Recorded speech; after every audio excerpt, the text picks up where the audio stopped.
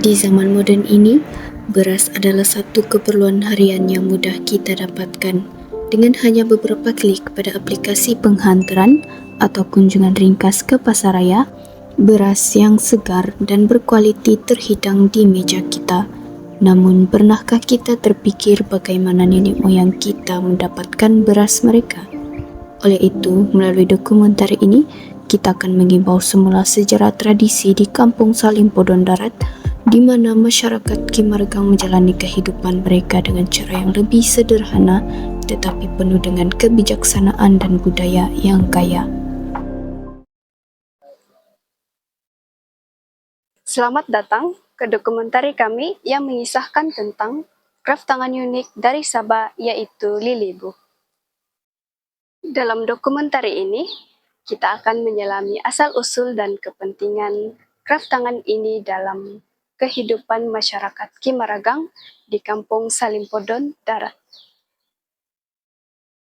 Lilibu adalah salah satu kraft tangan tradisi etnik Kimaragang di Sabah. Dalam bahasa Melayu, ia dikenali sebagai nyiruk. Namun, bagi masyarakat Kimaragang di Kampung Salim Podon Darat, kraft tangan ini lebih sering dipanggil sebagai Lilibu.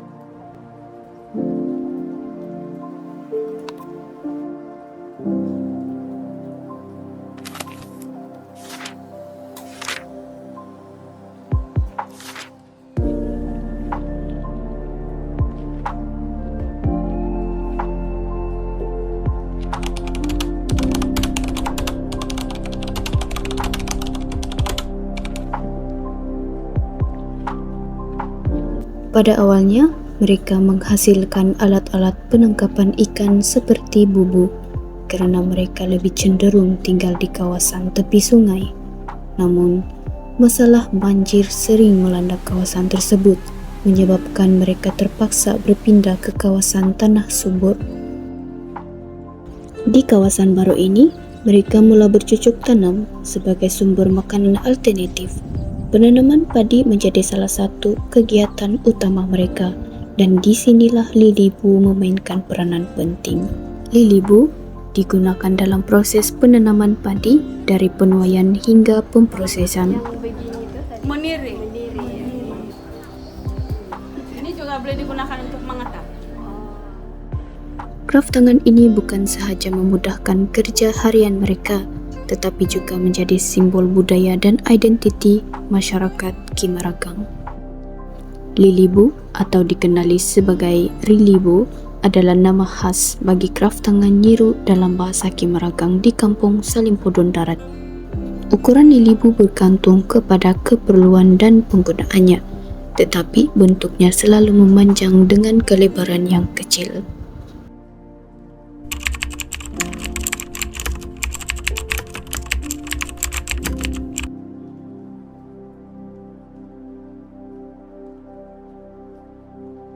Setiap Lilibu dihasilkan dengan teliti untuk memenuhi keperluan spesifik masyarakat setempat. Motif yang terdapat pada Lilibu diwariskan secara turun-temurun oleh pembuat kraft tangannya. Motif-motif ini tidak memiliki fungsi, makna ataupun nama khusus selain untuk memenuhi nilai estetika visual pembuat kraft tangannya. Salah satu corak yang terdapat pada Lilibu ialah tining kolob, yang bermaksud gabungan warna yang membentuk corak. Corak ini menambah keunikan dan keindahan pada setiap Lilibu yang dihasilkan. Yang ini nanti ada dia punya corak nih macam mana? Dia punya nama. Tining kolob. Oh inan. Nuno corak? Belakangnya tining kolob. Tining kolob. Corak dia yang ini tining kolob. Ini dia punya ada juga lias yang hitam begini kan. Nah itulah dorong kasih kadang-kadang dorong kasih warna. Oh. Oh nih deh. Macam mana? Dorong kasih rendang punya. Ini yang bentuk hitam ini kadang-kadang dorong buat banyak warna. Dorong rendam itu warna itu. Yang warna itu dorong rendam itu lias. Setiap Lilibu bukan saja berfungsi sebagai alat praktikal dalam kehidupan seharian, tetapi juga sebagai karya seni yang mencerminkan warisan budaya dan identiti masyarakat Kimaragang. Kalau yang ada begini corak ini dia kasih jadi perhiasan. Bukan untuk digunakan yang itu, tapi lebih kepada perhiasan. Bahan utama yang digunakan untuk menganyam lilibu adalah rotan, bambu, lias, atau bemban. Dalam bahasa Kimaragang, rotan dipanggil sogo, manakala pokok bemban dipanggil sebagai lias. Proses pembuatan lilibu bermula dengan penyediaan bahan anyaman terlebih dahulu. Anyaman lilibu dimulakan dengan satu batang lias yang telah dihiris dan dijemur. Batang ini diletakkan bersilang dengan 3 hirisan lias lagi. Proses ini diulang sehingga membentuk segi 4 sama dengan saiz yang diinginkan. Setelah anyaman asas terbentuk, ia akan diukur untuk mendapatkan saiz gulungan batang bambu atau rotan yang diperlukan bagi membentuk lilibu menjadi bujur. Gulungan bambu atau rotan ini kemudian dipasangkan kepada anyaman tersebut dan bahagian yang berlebihan akan dipotong untuk memperkemaskannya. Bahagian tepi anyaman itu kemudiannya akan diikat pada gulungan bambu atau rotan dengan teknik mengikat atau dipanggil nonggo turipos. Dalam bahasa Kimaragang, ia bermaksud jengkaman burung turipos. Penjagaan lilibu adalah sama seperti penjagaan kraftangan lain. Lilibu tidak boleh terkena air hujan atau panas matahari untuk jangka masa yang lama, kerana ketahanan lilibu akan merosot jika tidak disimpan dengan baik.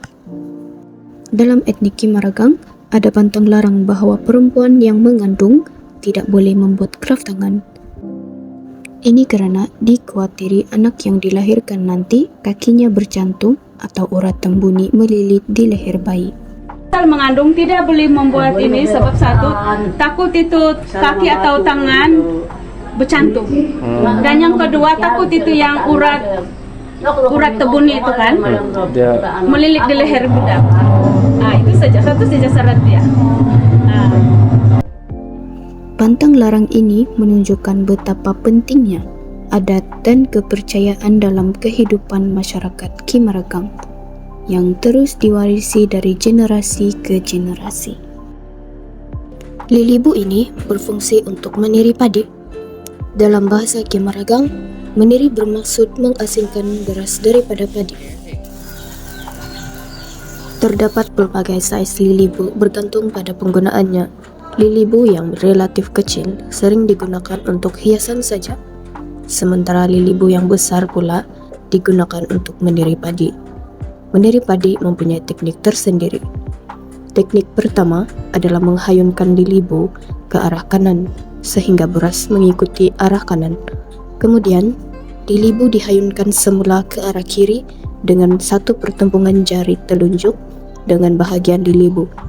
Pertembungan ini menghasilkan hentakan yang memisahkan antara beras dan padi. Beras yang sudah dipisahkan akan disambut dengan saab, yaitu disebut sebagai petulai dalam bahasa Kimaragang. Nah, kasih tulai. Nama dia kalau masuk ke sini nama dia tulai. Kasih tulai. Kalau sudah pandai kan, kalau macam kami ini pandai-pandai sudah ini terus begini dulu terus gini. Semua beras Sudah terpisah dengan padi terpisah dia dan sudah beras dengan dia padi. Saab adalah peralatan yang digunakan untuk menyambut beras yang sudah bersih dan boleh diproses untuk dimakan. Dalam etnik Kimaragang, lilibu sering digunakan bersama saab dan ianya dijadikan sebagai satu set kraftangan. Masyarakat Kimaragang di Kampung Salimpodon Darat masih lagi menggunakan lilibu dalam kegiatan seharian mereka sehinggalah sekarang. Demikianlah kisah lilibu, kraftangan yang bukan sahaja berfungsi secara praktikal tetapi juga kaya dengan nilai budaya. Oleh itu, kita hendaklah mensyukuri setiap rezeki makanan yang ada, kerana tanpa adanya lilibu ini, inovasi teknologi penghasilan beras tidak akan berlaku dari semasa ke semasa. Terima kasih kerana telah menyertai kami dalam perjalanan ini.